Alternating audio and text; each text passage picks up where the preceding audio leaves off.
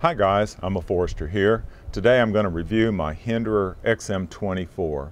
Now I try to summarize my overall feelings about a knife down to 2 or 3 words that I put in the title of the video. This week as I thought about it, I settled on calling it a man's knife. The XM-24 is the most well-designed, overbuilt knife that I own.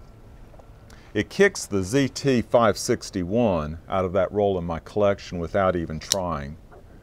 The ZT used to be my largest folder, and it redefined how I viewed all the other knives in my collection. I'll put a link to my review of this 561 in the description box below.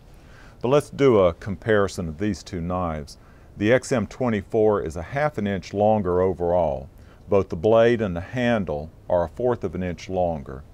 The weight of the XM-24 is 1.2 ounces heavier than the ZT, but the big difference is in the thickness of the materials. Let me give you a side-by-side comparison, and I think you can easily tell the difference. There's the blade stock, and I think you can see that, but the Hinderer is on the right, and it's much thicker than the ZT. You can see that in the handle materials also. The titanium slabs and the G10 slabs are much thicker for the Hinderer.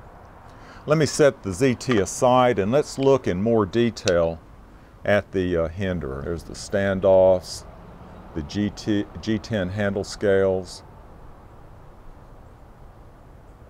the blade stock material, and then notice some of the detail on this side, on the titanium side of the blade. It's just beautiful and very well designed. Okay, let me go over some of the details and we'll start with the blade. Now this is a clip point blade. This is Hinderer's Bowie style blade.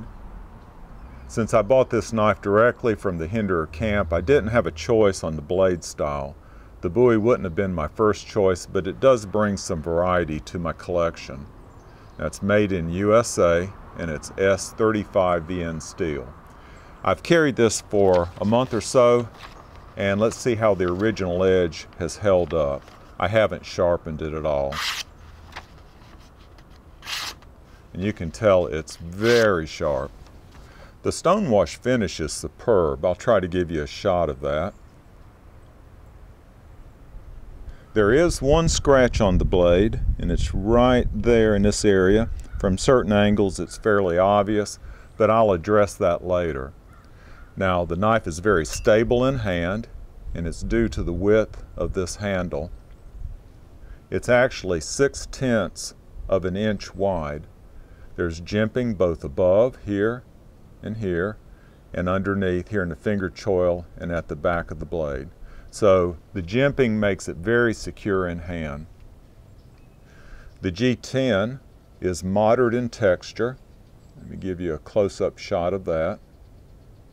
It's very comfortable, but it's not overly aggressive.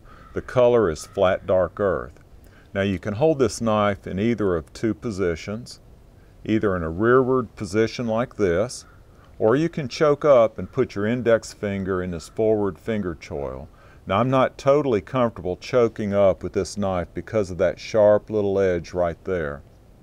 When I do, I consciously put pressure back on the flipper to avoid getting cut. Now the knife operates very smoothly. It did right out of box. The lockup is working itself in, and let me give you a shot of that. Right there. It only sticks when I open the knife forcefully, and it closes easily on its own weight, just like that. Hinderer goes the extra mile to include some really nice touches on this knife. For example, this cover plate on this extra pocket clip position. I think that's a nice touch. Now this came set up for tip down carry, and I've left it that way. There's also extra detail work on this cutout on the lock bar. That's detail that I don't see on many other knives. And also the surface of these pins, as well as the lock bar stabilizer, have been polished, and it makes for a really nice contrast with that stonewash finish. Now, is this the perfect knife? No, it isn't perfect, and if you've watched my unboxing of it, you know that I expressed overall disappointment. Now, I may have overreacted, but I want to show you why I wasn't happy with it initially. And it has to do with the centering of the knife. And I think you can tell right there that the centering is slightly off. And it was off right out of the box. In fact, the centering was so bad that the blade rubbed on this side of the handle considerably. And this is not centered after I've played with this pivot pin a good bit. Now, I showed you a scratch on the blade, and I think that scratch was because of the rubbing on the side of the handle.